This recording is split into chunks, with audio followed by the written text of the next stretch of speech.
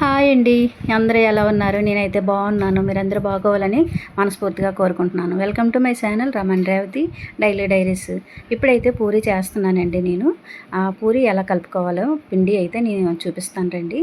కొద్ది పిండి తీసుకున్నాను నేను. ఆ పిండిలో కొద్ది సాల్ట్ వేసుకొని ఇలా వాటర్ చిలకరిస్తూ కలుపుకోవాలండి. చూసుకొని వాటర్ పోసుకొని పిండి ముద్దలా కలిపేసుకొని నేనైతే ఇలాగా మీకు చూపిస్తున్న విధంగా కలుపుకొని పక్కన పెట్టుకున్నాను మూత పెట్టి.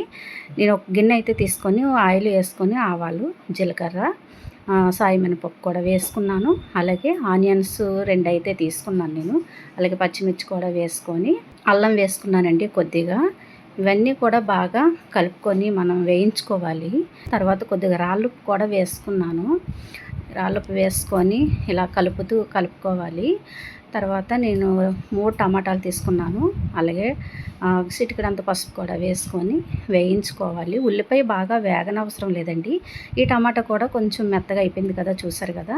నేనైతే 2 బంగాళదుంపలు తీసుకొని ఈ ఆలు అయితే ముందుగా ఉడకబెట్టేసి నేను ఇలాగా వేసేసుకున్నానండి. దీంట్లో మనం సరిపడా వాటర్ కూడా వేసేసుకోవాలి. ఉడికినదే కాబట్టి మనం ఎక్కువసేపు ఉడకవసరం లేదు. వాటర్ పోసి నేను ఎసరు మరిగించుకుంటున్నాను.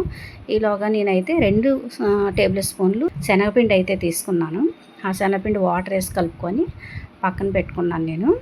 అందులోకి ఈలోగా కళాయి పెట్టుకొని ఆయిల్ అయితే వేసుకున్నాను. పూరీకి నేను చూస్తున్నారు కదా, ఇలా చిన్న చిన్న ముద్దలు తీసుకొని మనమైతే ఇలాగా మన చపాతీ కర్రతో ఇలా చపాతీలాగా చేసుకోవాలండి. చూస్తున్నారు కదా, ఇప్పుడైతే ఎసరు మరిగిపోయింది. ముందుగా కలిపి పెట్టుకున్న శనగపిండి వేసేసి నేను కలిపేసుకొని మళ్ళీ మూత పెట్టుకున్నాను. ఇప్పుడైతే మనం నూరుకున్న ఇందాక చపాతీలు ఉన్నాయి కదండి, అవి ఆయిల్ ఇలా మరిగిన తర్వాత ఆయిల్లో వేసుకొని ఇలాగా పూరీలాగా వేయించుకోవాలి. చూస్తున్నారు కదా ఎలా పొంగుతుందో పూరి. ఇలాగా వేయించేసుకోవాలండి. 2 పక్కలు కూడా వేయించుకొని మనం తీసేసుకోవాలి. ఇంకా చూసారు కదా ఎంతో టేస్టీ అయిన పూరి.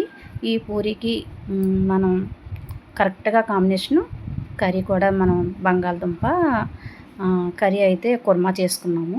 చాలా అంటే చాలా బాగుంటుంది. ఇలాగే మనకు కావలసిన పూరీలు అయితే మనం చేసేసుకొని పక్కన పెట్టుకొని ఇప్పుడైతే కూర అయితే రెడీ అయిపోయింది. చూసారు కదా, ఆలు కుర్మా రెడీ అయిపోయింది. ఇప్పుడైతే నేను ఇదిగో కొత్తిమీరతో గార్లిక్ చేసుకున్నాను. చూసారు కదా, చాలా అంటే చాలా టేస్ట్గా ఉంది. పూరికి శనగపిండితో చేసిన ఆలు కుర్మా అంటారండి.